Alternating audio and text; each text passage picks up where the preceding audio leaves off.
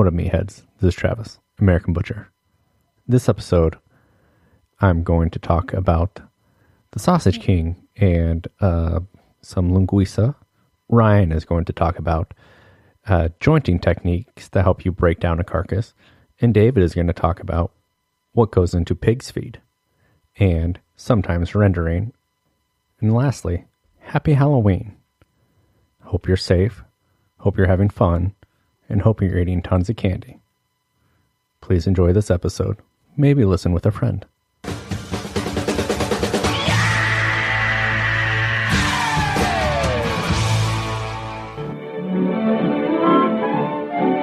Good cutting enhances the quality of good meat. In his way, the meat cutter is an artist. Poor cutting results in an inferior piece of meat, regardless of quality. This is a story about Santos Linguiça Factory in San Leandro, just north of Oakland, California. Stuart Alexander is a second-generation sausage maker and owner and manager of Santos Linguiça Factory, which makes him the Sausage King. Now, linguiça is a Brazilian and Portuguese sausage, which is served with rice and beans. And when I make it, I usually throw in Madeira and tons of paprika. Stuart's recipe came from his grandmother, who passed it to his father, who started the company. Stuart took pride in his dad's work and looked forward to the day when he could run the company. Around the same time, when the Jack-in-the-Box E. coli outbreak happened, the USDA started enforcing stricter regulations as far as cooking, temperature, and cleanliness. When you work under inspection, you invite the government to come into your plant to make sure you're doing everything wholesome. Don Pardini was the USDA inspector assigned to Santos Linguiça Factory after multiple non-compliance reports. As a result, the USDA put a suspension on his grant of inspection until he got his programs up to code and revised his HACCP plan and took care of maintenance issues. The USDA wanted him to update his smokehouse and take his product past 130, which would actually be an appendix. He was selling undercooked product as a fully cooked product. And understandably, the USDA shut him down with the interest of the general public. Don Pardini was concerned that Stuart Alexander was running when he was supposed to be shut down. He called up the local compliance officer of the USDA, Jan Hillary, and she set up a surveillance. It wasn't too long until she started seeing activity. Trucks of meat showing up, being unloaded by forklifts, and smoke coming out of the vents.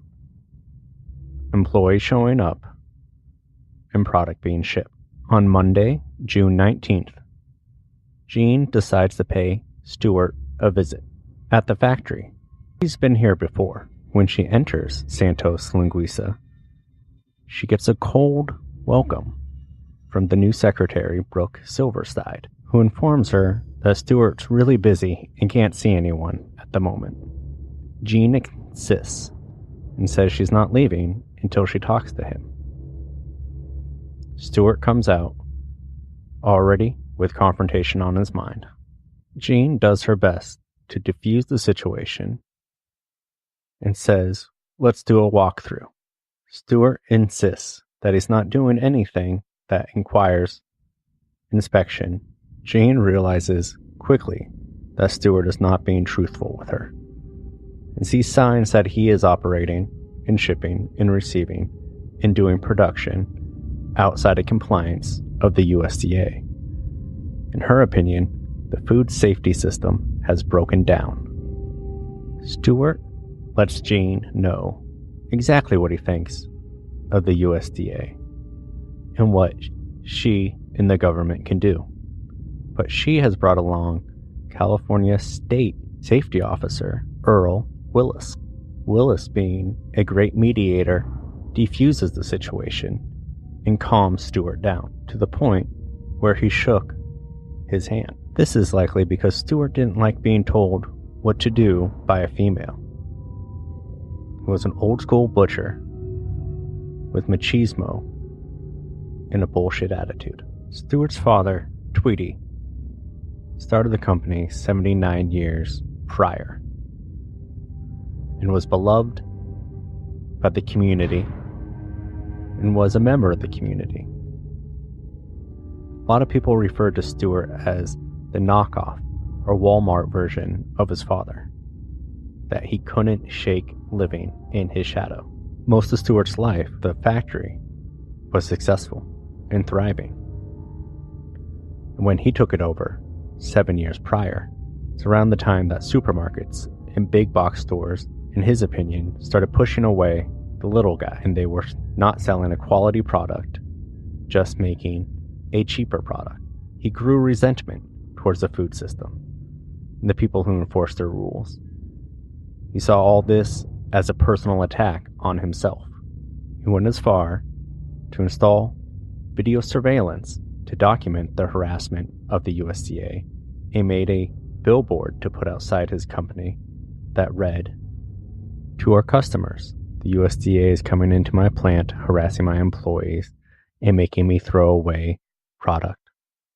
In the 79 years we have been in business, we have never caused anyone to fall ill." After Jean left Santos Linguiça, she wanted real evidence. What she had seen she can't prove was leaving the facility. She started going through UPS, receiving and shipping records, along with Santos's own documentation, and was able to confirm that he was shipping product across state lines without grant of inspection from the United States Department of Agriculture. She got him.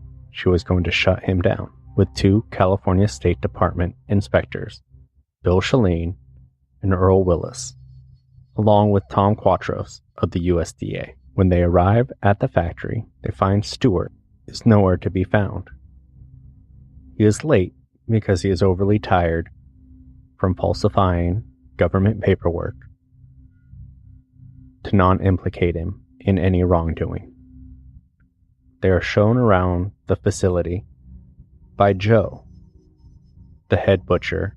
While the 4 inspectors make their way through the plant, they notice product marked with a processing date and a stamp of inspection, while they're supposed to be non-operational. After their walkthrough, there is still no sign of Stewart. Willis, whose day was supposed to be off, says, "Well, let's just wait." After an hour and a half of waiting so they could shut him down and let him know in person, Stewart shows up. First thing he does is get right in Jean Hillary's face and says, "You're not welcome here. None of you are welcome here," and then storms off to his office. The 4 inspectors debate their next move.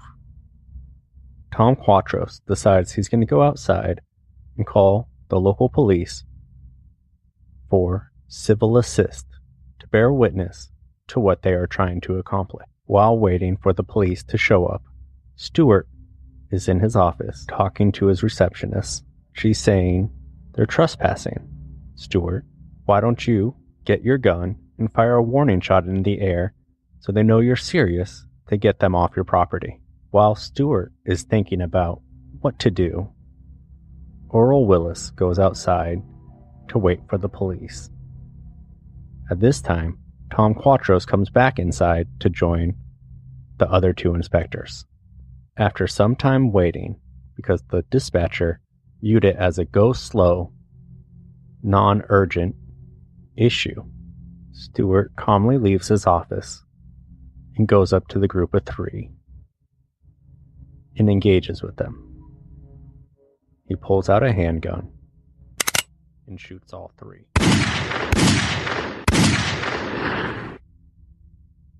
Realizing that one inspector is unaccounted for, he starts looking around his plant and outside.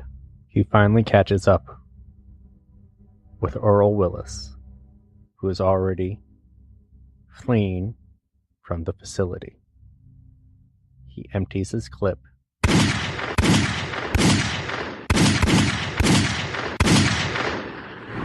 and misses him, and he escapes with his life.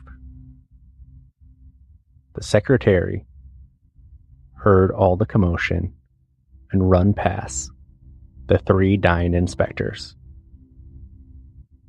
to avoid implicating herself in the events. Hillary is paralyzed and trying to crawl to safety. Stewart walks back into the facility where she plays dead. He reloads his clip and walks over to the group of 3 and shoots each one in the head.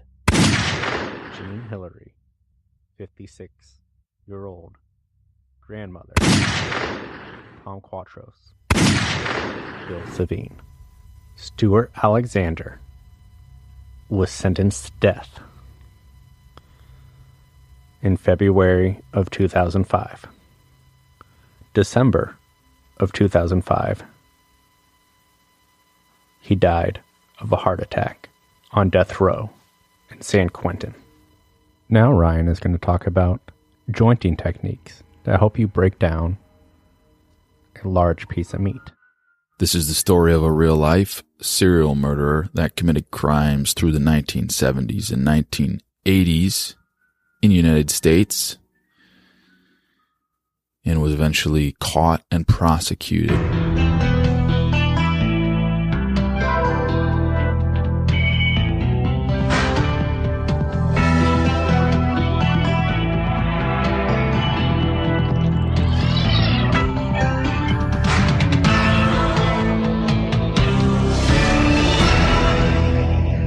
His name was William Dean Wickline, born 1952 in Reynoldsburg, Ohio. His friends came to call him Bill Wickline. Grew up in a middle-class neighborhood, a lot of petty misdemeanors through the teenage years, hung out with a nasty group of guys, but the crimes were on the scale of things like egging the principal's car and petty theft. He was apparently very smart. He was also very athletic. His crime habit grew to more and more robberies and burglaries, and he became more entrenched in a crime-filled lifestyle. Him and his friends would rob drugstores and burglarize and then sell narcotics. So they became active in the sort of drug trafficking and illegal narcotic scene. After high school, he got deeper into this world, got caught a number of times as a result of his robberies and burglaries. He was also involved in pimping, and he did some jail time for that also. So the story gets interesting because of the number of state penitentiaries that he came in and out of through the course of about a decade. It's clear that during this time, being in and out of prison, this gentleman became much more twisted because the nature of his crimes elevated during these years. Friends who knew him well said that while in prison, he became heavily involved with what they called the prison mainstream, which was a central group of prisoners that used fear and violence to control what was going on in the prison. He was also trained as a meat cutter during this time. In one of the state penitentiaries he was in, there was a program to train some of the prisoners, and he was one of the ones that was got a lot of repetitions and was able to become skilled at meat cutting. At a certain point in the late 1970s is when he started committing his first murders. 1978, the first person went missing. And at that time, it was all related to drug trafficking and illegal gambling and prostitution world that he was involved with. So his first victim was a well-known ringleader in illegal gambling. In 1979, there was a well-known drug dealer that he ended up killing in West Virginia. In 1982, there was a man and woman also very active in drug trafficking near Columbus, Ohio. This killing we have the most details on. It was instigated by an argument between the two of them, three of them actually. After the argument settled down, he asked the man, can you come upstairs and help me with the clogged toilet? They went upstairs. He slit the guy's throat right above the bathtub and then also killed his girlfriend. Now, I'll tell you, there were several more killings he did after that. There was a contract killing in Florida in 1983, and there's possibly more. One of the murders he committed, his, at the time, girlfriend was present for it, and he asked her to help. He threatened her, saying, if you don't help me with this, then I will kill you too. So she did, and it was later, years later, through the investigation of those particular murders, that a state trooper by the name of Billy Rechtenwald was able to get testimony from this girlfriend, and this was the key piece of evidence that resulted in his being caught. So yeah, this state trooper named Billy Rechtenwald, together with Sergeant Russ Miller and Police Chief Bill Rhodes, conducted a criminal investigation and put together a number of the pieces. But it was that key testimony from the former girlfriend that was the most important piece of evidence in the case and was able to tie a number of the crimes together. Now, Bill Wickline's calling card was that after the murder, he would dismember the victims, essentially joint them out, and then put different body parts in different garbage bags that he would distribute all around a large region, in landfills, in across a wide space, and other places that possibly may not be found. And that's one of the reasons he was able to get away with this. It's because he did a really good job of hiding those body parts. When certain garbage bags were found, there was a lot of hype built up around how skilled this person was with a knife. Criminal investigators made a big deal to say that this guy, that it was clear from the forensics that this guy knew what he was doing with a knife. And this is partly what makes the story interesting to me. All the newspaper articles have these big headlines about him being a butcher and a skilled meat cutter, and they really play up this side of his story. They mention it over and over again in the various news articles about this guy. It reads to me as sensationalism, as the media playing up this aspect of this serial murderer to kind of make a better story of it. He almost becomes a caricature of a butcher at this point. Stories of serial killers are, by their very nature, fascinating to society. And the fact that this gentleman was trained as a meat cutter and used technique in the dismemberment of these bodies is a very played up aspect of this story. In one sense, it clearly was his calling card, and it was the thing that investigators used to link the crimes that he committed to each other. For example, forensic analysts suggested whoever had done these killings may be found somewhere in the hog farming community because that was a logical place to look for someone who showed the characteristics of familiarity with carcass dismemberment. But in another sense, really a terrible story. I'm glad that the criminal investigators were successful in this case. Props goes to Sergeant Russ Miller and State Trooper Billy Rechtenwald and Police Chief Bill Rhodes for their investigation and for putting this guy behind bars in 1984. In 2004, he did receive lethal injection. Welcome to death row. His last meal was filet mignon, and this is another piece that is just kind of plastered all over these newspaper articles about him. His meal was filet mignon. Well, that was great. A lot of information there. This final segment is by David. He's going to talk about what goes into pig's feed and what sometimes ends up in rendering. In the early 1980s and 1990s, women were disappearing from the Pacific Northwest.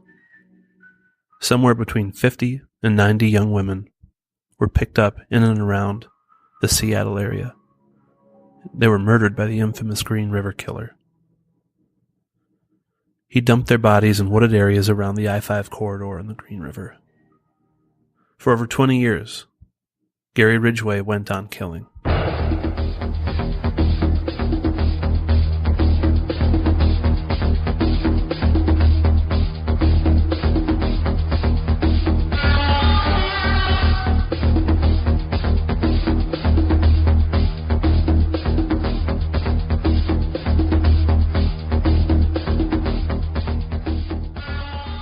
In the meantime, something far more sinister than Gary Ridgway was taking place a mere 130 miles north, by a person who was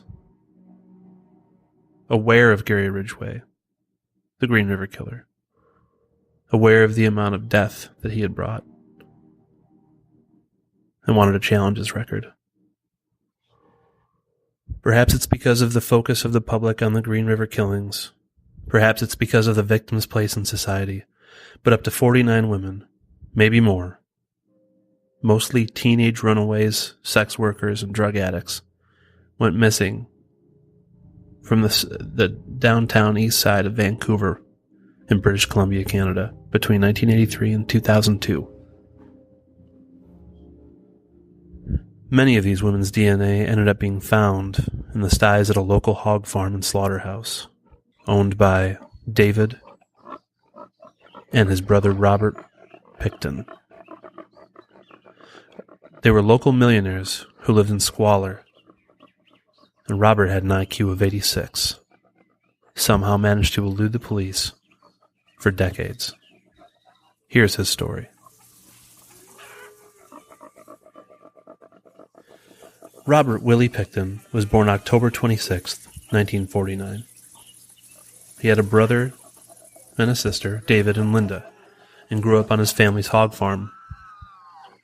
They'd been in the business, raising hogs and selling meat, for the better part of the last century.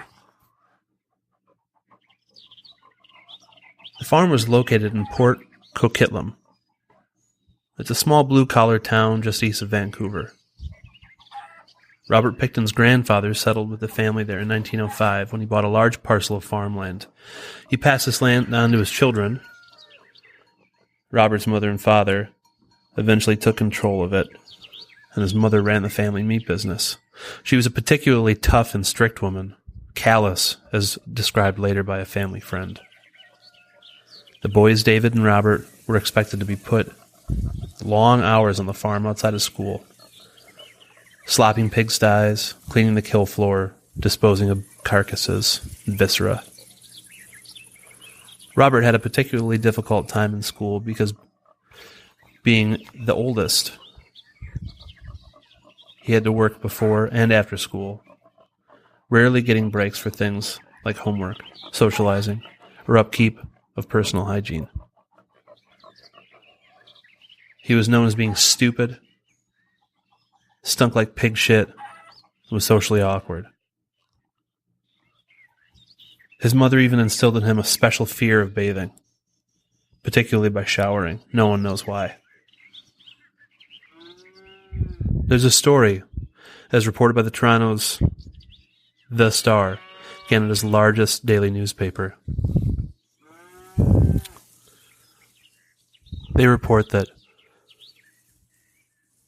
Pickton's mother was a key influence on Robert and his depravity later in life. They report that there was a story of when his younger brother, Dave, was learning to drive, a story that reveals a lot more about his mother than about the son. On the evening of October 16th, 1967, when Dave was 16 and had recently acquired his driver's license, he took his father's 1960 red truck from the farm and headed east along Dominion Ave towards Burns Road. It was about 7:40. Just ahead of him on the right-hand side, one of the neighborhood kids, a 14-year-old boy named Tim Barrett, was walking down the road. How exactly it happened, no one can say how, but Dave slammed right into him, head-on, in his father's truck. Dave knew right away that Tim, who was lying crumpled on the road, was badly hurt, and he raced home in a panic to tell his mother what had happened. We don't know if Dave drove to tell his mother or if he ran on foot. We don't know how they got back together. But Louise Picton, Dave's mother, stopped what she was doing and hurried over to the place where the injured boy lay. After looking Tim Barrett over, she leaned down and rolled and shoved him to the edge of a deep slough that ran along the side of the road and pushed him in. She then turned and went home. Dave was frightened. He drove the truck to a mechanic in Port Coquitlam who handled the Picton's family vehicles and asked the man to bang on a dent in the front of the hood and replace a broken turn signal. He even wanted him to repaint the area with the same red house paint that the Pictons had used for the truck before. The mechanic repaired the dent and the turn signal, but refused to do the painting. In the meantime, the boy's parents, Philip and Lois Barrett, were frantic. Philip Barrett phoned neighbors again and again to see if anyone knew where he was. Just before 1 a.m., he went to the local police station to report his son missing. The next morning, one of the neighbors, a woman whose son had seen Tim the night before, went out to help Barrett search the road area. Barrett spotted his son's shoe at the side of the road. Looking around the spot, he and his neighbor reached the slough that runs about 10 feet from the road. Peering down into the water, they spotted Tim's body. The police arrived right away and pulled the body out of the murky water. The autopsy showed that the cause of death was drowning, not the injuries he had suffered when the truck hit him, although these injuries were significant. They wouldn't have killed him, though. There was enough evidence to link Dave's actions to that night. He was, however, only sent to juvenile court. His record is sealed, and the coroner's request was not mandated to investigate all the little mysteries that happened that night, so the details of his punishment are not known by the public. Louise was never charged. What about the father, Leonard?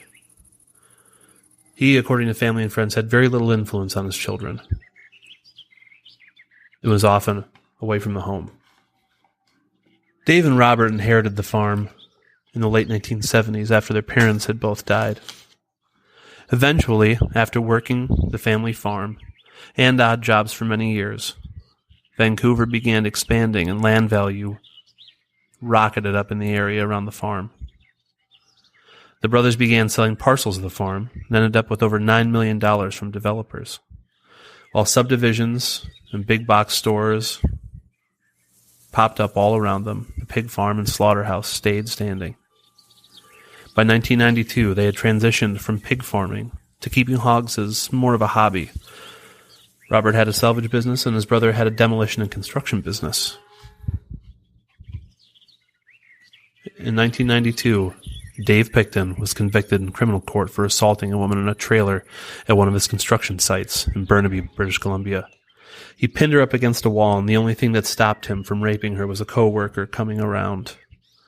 He let her go, but told her, "I'm going to rape you," before walking out. He sent a warning to her through a co-worker. A man waved her over to an excavator he was running and told her that if she took this incident to court, he insinuated that the Pictons would have her minced up and fed to the hogs. So she did tell authorities, but she got out of town and hasn't resurfaced until recently. In 1996, the brothers, mainly David Picton, registered a non-profit with the Canadian government called the Piggy Palace Good Time Society. They claimed that their function was to, according to Wikipedia, to organize, coordinate, manage, and operate special events, functions, dances, shows, and exhibitions on behalf of service organizations, sports organizations, and other worthy groups. Its events included wild raves and parties featuring Vancouver prostitutes and gatherings in a converted slaughterhouse. These events attracted as many as 2,000 people, and Hell's Angels were always present. This place was very well known to be a party spot, a place to find the gnarliest Caligula-like debauchery. Animal fighting, sex, prostitution, drugs, violence, music could all be found here. And it was said that off-duty police officers and politicians were often there. One man, interviewed by The Stranger from Seattle, said, "There were lots of women who looked like hookers. The party spilled out all over the grounds, and there were people in the house and the trailer doing the wild thing. I recall walking by a shack with a 40-watt light bulb hanging over the door, and machinery was running inside during the party. Here I got the death chill. The hairs raised on the back of my neck, and my feet froze to the ground. I didn't want to be there anymore, so I left and walked home." In 1997, Robert Pickton was charged with attempted murder of Wendy Lynn Eistetter. She was a sex worker that he hired and brought back to the farm. He handcuffed her. The Pickton brothers were both well known as being interested in bondage, and then began stabbing her in the abdomen. She somehow escaped with the cuffs still attached and disarmed Robert, stabbing him as well. He ended up going to the hospital, and she was found bleeding on the side of the road near the farm by neighbors, and she was taken to the same hospital. She survived.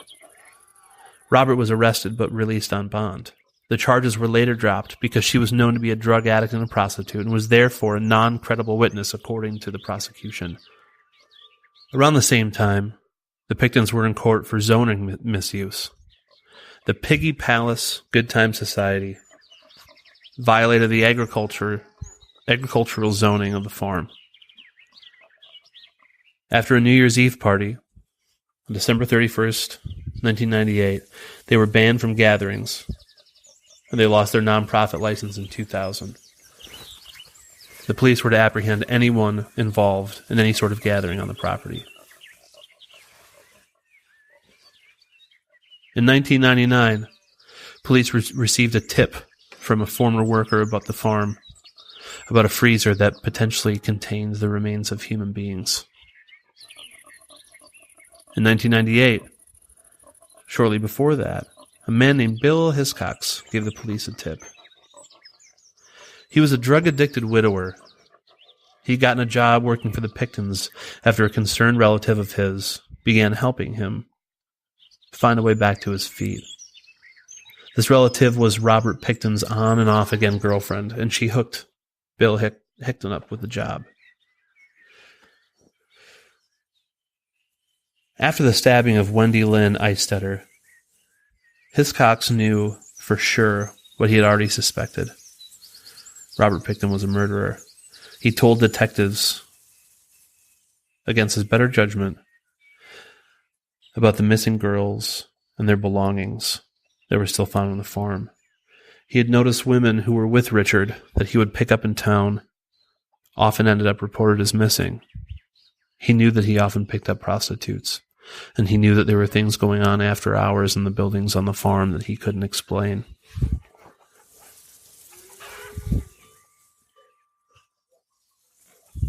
After the tip about the freezer and the women's remains, and the tip from Bill Hiscox, the police were able to secure a warrant to search the Pickton farm for illegal firearms. That didn't let on that they knew anything about any violence, so that the Picktons wouldn't be alarmed. Once the Pickton brothers were in custody, the police and the Missing Women Task Force obtained a second court order when a prescribed inhaler for one of the missing women was found on the property during the search for illegal firearms.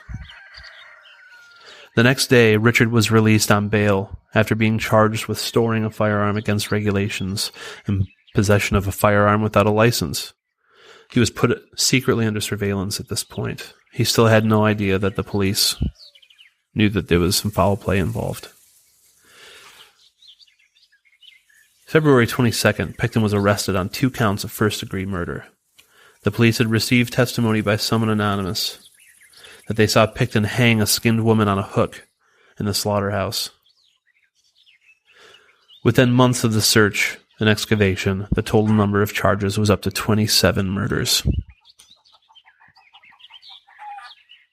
The testimony of Wendy Lynn Eistetter came to light at this point again.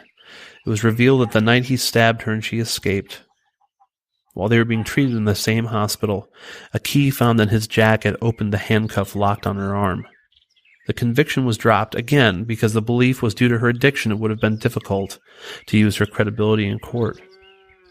The fact remained, however, the boots that he had on the night that they were in the hospital together were confiscated, but they sat untested in an evidence locker for years until he was being investigated after his arrest. They ended up containing DNA from several missing women that were already known by the police. Police found widespread evidence on Picton's farm linked to the other 20 women he was charged with killing, aside from the first 6. Those details were kept from the jury because the judge ruled that they would be heard during a separate trial. When he had the 27 charges against him, the judge decided to split it into 2 groups. The first 6 women were first-degree murder, and the second 21 women, the second group of 21 women, were to be a separate trial. Those charges have all been stayed because he has over 480 years in prison currently stacked up.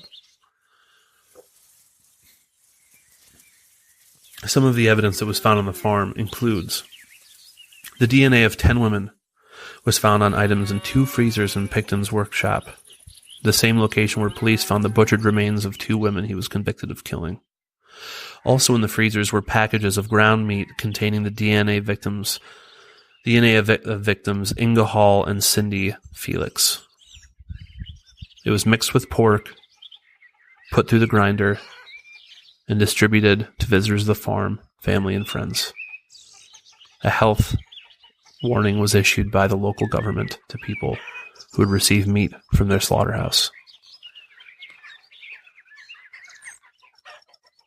On Picton's property, police found multiple objects linked to the victims, including DNA on a well saw in the slaughterhouse, the DNA of Picton and another victim on handcuffs in the accused bedrooms, Picton's DNA on 2 condoms found inside 2 purses linked to the victims.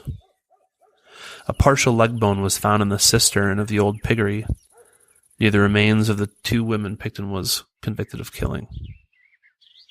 There were multiple other bones and teeth buried in Picton's property, which the Crown privately called the killing fields.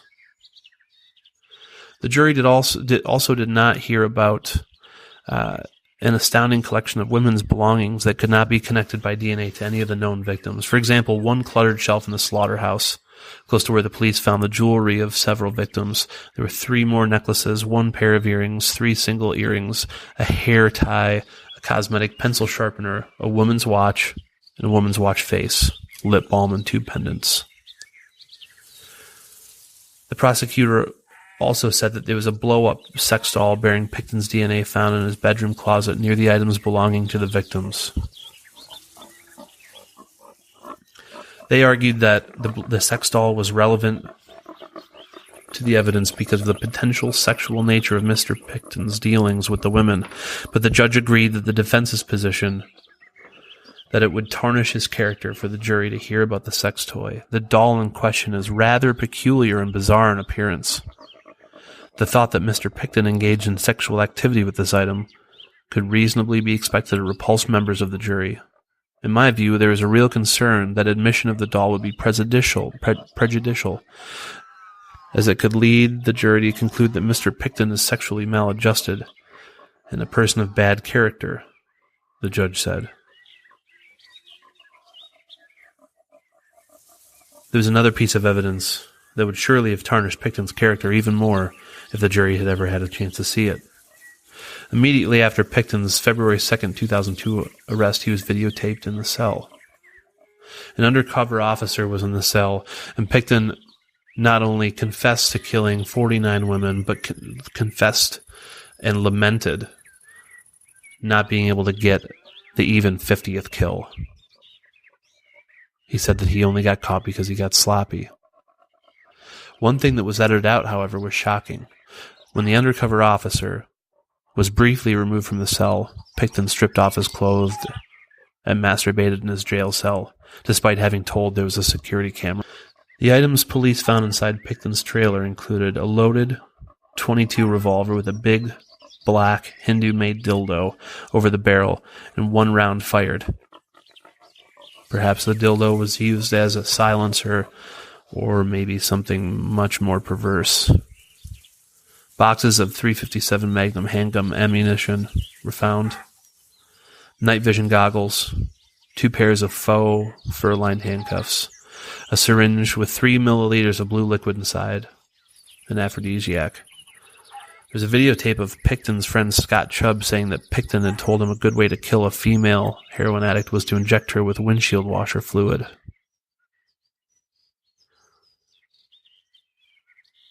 A second tape was found where Picton was talking about killing prostitutes by handcuffing and strangling, and then bleeding and gutting them before feeding them to the pigs.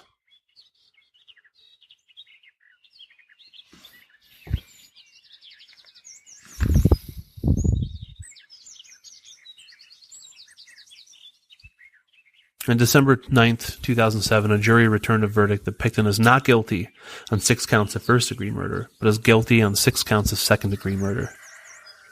A second-degree murder conviction carries a punishment of a life sentence, with no possibility of parole for a period between 10 and 25 years. On December 11, 2007, after reading 18 victim impact statements, British Columbia Supreme Court Justice James Williams sentenced Picton to life with no possibility of parole for 25 years, the maximum punishment for second-degree murder, and equal to the sentence which should have been imposed for a first-degree murder conviction. Mr. Picton's conduct was murderous and repeatedly so.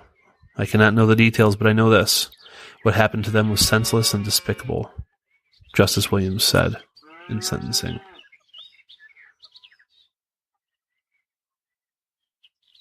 One last thing is, during that tape when he was talking to the undercover officer, you can hear Picton talk about how he was aware of Gary Ridgway, the Green River Killer, and how he mentioned how he was better than him, and how he had more kills, and how he had lamented not being able to kill more.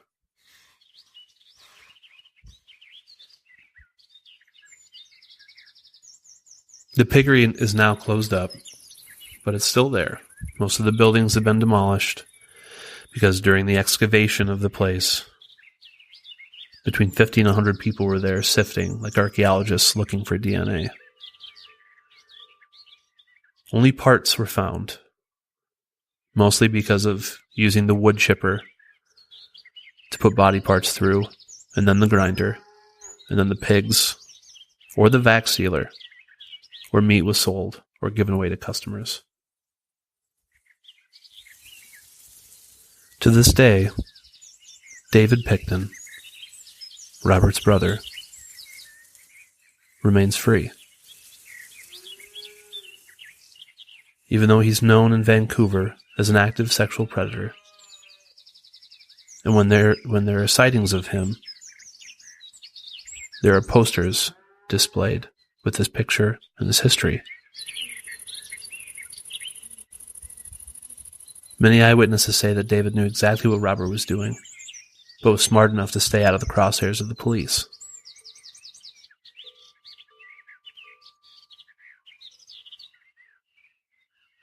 He's still alive and well, and walking around to this day.